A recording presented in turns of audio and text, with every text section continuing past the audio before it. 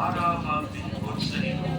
Isinasamo namin kami pinasali sa ito sa katawan ng dugo ni Kristo ay mapunod sa pagkakansa sa pamamagitan ng Espiritu Santo. Amalingapit mo ang iyong simbahang naganap sa buong daigdig. Puspusin mo kami sa pag-ibig. Isa ni Leon na aming Papa ni Reynaldo na aming Obispo ng Tanang Kaparihan. Alalahanin pa rin ang mga kapatid naming nanay na may pag-asang sila'y maligmong buhay kaindig ng lahat ng mga pumanaw. Kaawaan mo sila't patuloyin sa iyong kaliwanagan. Kaawaan mo at pagintapamin kami lahat na makakasalo sa iyong buhay na walang wakas. Na isa ng mahal na Birheng Maria na ina ng Diyos, na kabiyak ng puso niyang sa San Jose, na isa ng mga apostol at lahat ng mga banal na namuhay dito sa daigdig ng kalugod-lugod sa iyo, maipagdiwang gawa namin ang pagpupuri sa ikararangan mo sa pamamagitan ng iyong anak, aming Panginoong Jesucristo. Sa mga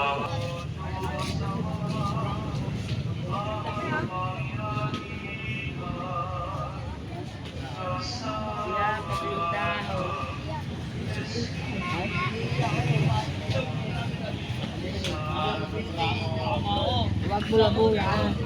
Hindi na pala, naging na yung kwentas ko.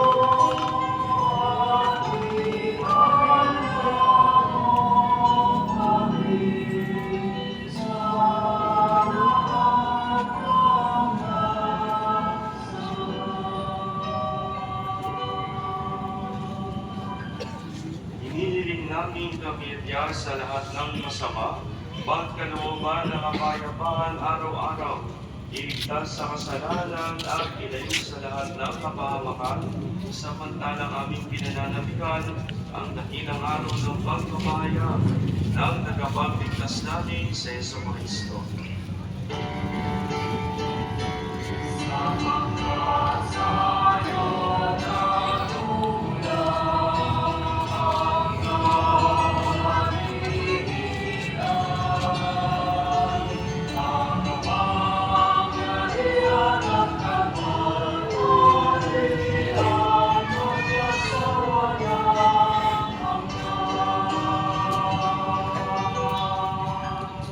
Panginoong Jesucristo, sinabi mo sa iyong mga apostol Kapayapaan ang iniiwan ko sa inyo, ang aking kapayapaan. Ang ibinibigay ko sa inyo, tunghayan mo ang aming pananampalataya at huwag ang aming pagkakasala. Pagkalooban mo kami ng kapayapaan at pagkakaisa ayon sa iyong kalooban. Kasama ng Espiritu Santo, magpa sa walang hanggan. Ang kapayapaan ng Panginoon ay laging sumainyo. Magbigayan kayo ng kapayapaan sa isa't isa. Kapayapaan sa inyong lahat.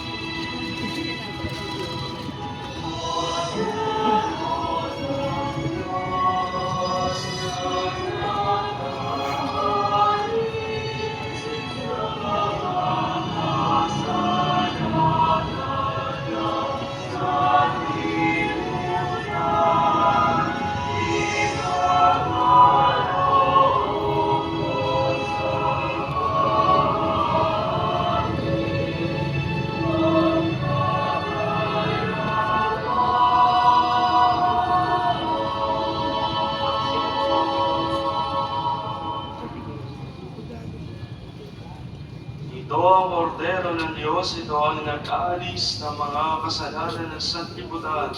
Mabalad ang mga inaanyayahan sa kanyang piging. Panginoon, hindi ako karapat-dapat na magpatuloy sa iyo. Ngunit sa isang salita mo lamang ay gagaling lang.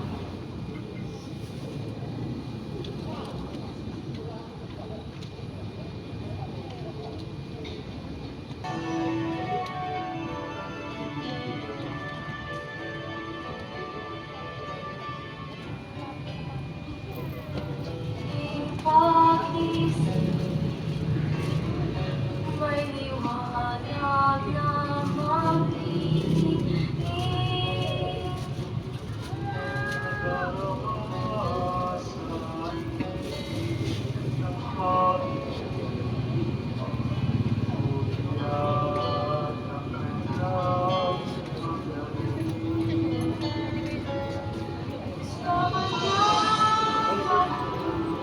liwanag niya ay magiging ibibigkas ang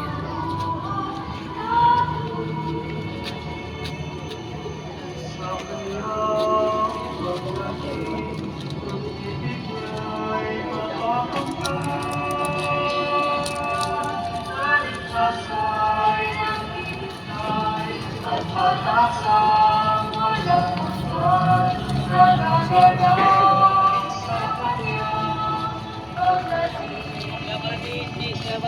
Alagaan yung babayan, diba dito?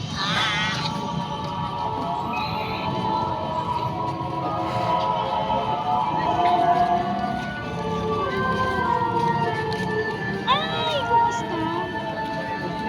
Partner mo na saan?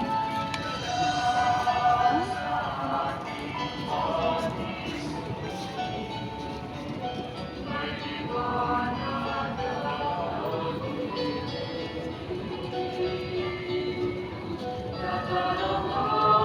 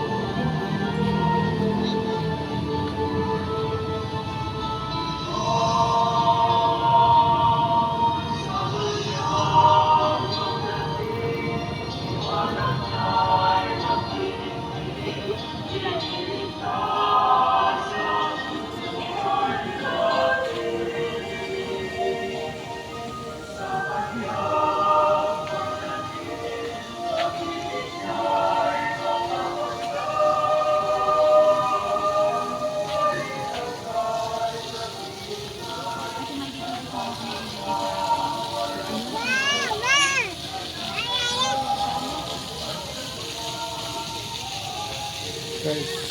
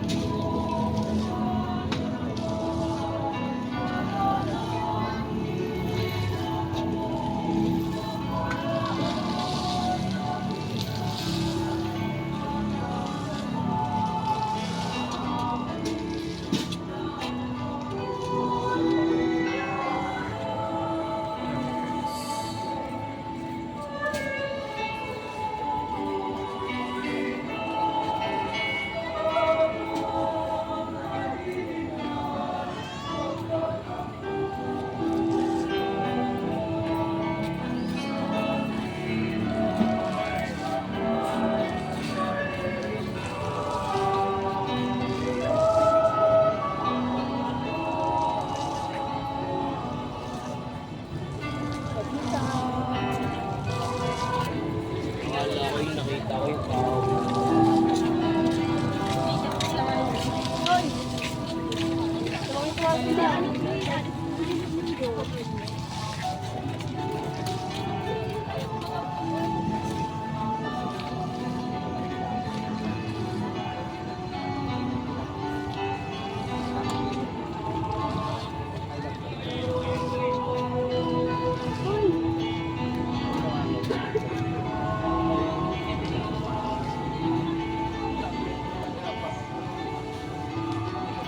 So guys, habang nagbibigayan sila na ng hostia sa loob ng simbahan na picture na tayo.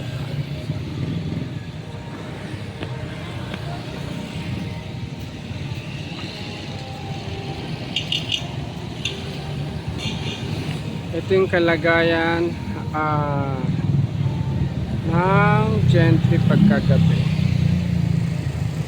Simbang gabi. Bukas pa ang Jollibee sa Riyaba House. Yan, sa Riyaba. Sarayda.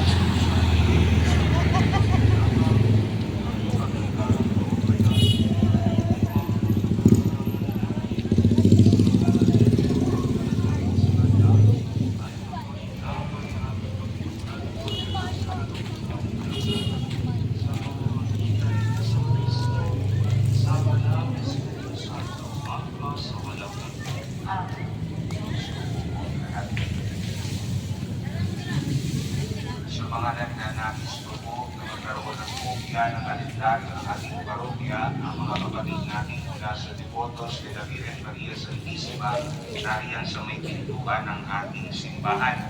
Ito po'y nagkakahalaga ng 60 pesos. Ito po'y poster calendar, kaya isang piraso lamang. Iban doon sa araw at buwan ng darating na taong 2026. Makikita rin natin dito yung oras ng misa, oras ng opisina, contact number ng ating parokya. Gayon din sa nagnanais na magkaroon ng kopya ng simbahay. Ito po yung ating Bible Diary para sa taong 2026. Makipag-ugnay din po sa kanila o kaya sa opisina ng ating parokya. Kahapon po ay ating nabanggit yung bukol doon sa fundraising natin para sa mga sinasaayo sa ating simbahan. maging doon sa mga proyekto na ninanais natin para sa taong darating. Patuloy yung ating paanyaya sa mga interesado ng makibahagi sa gawa ito. Hindi po natin pupunaban ang ating mga Christmas series na mga orasyong ito, Christmas Boys. Ito pong silver, red, red, at gold ay 500 pesos. Sa bahagi ito, inatindahan yung mga mag-aalay para sa ating Christmas tree na tumingin na po dyan sa may limuran. Sa araw din ito, sasama natin sa ating panalangin ang ating dating Santo Papa, Imam Santo Papa Pope Francis, pinagtitiwang o inuulitan natin ang kanyang 89th birth anniversary. Dito naman para sa ating parokya, ating ipanalangin ang Imam nating dating Cura Parco, Reverendo Padre Lazaro G. Ochuga, kanyang ika-123rd birth anniversary. Si Father Ochuga ang isa sa pinakamatagal na naglingkod dito sa ating parokya bilang Cura Parco mula noong 1956 hanggang 1972. Siya kasama si Bishop Perez ang naging instrumental sa pagtatayo ng St. Francis School na noon ay paaralan ng ating parokya, gayon din sa pag-uumpita o pag-uumpise sa mga Lasal Brothers na magtungo dito sa ating sa Cavite.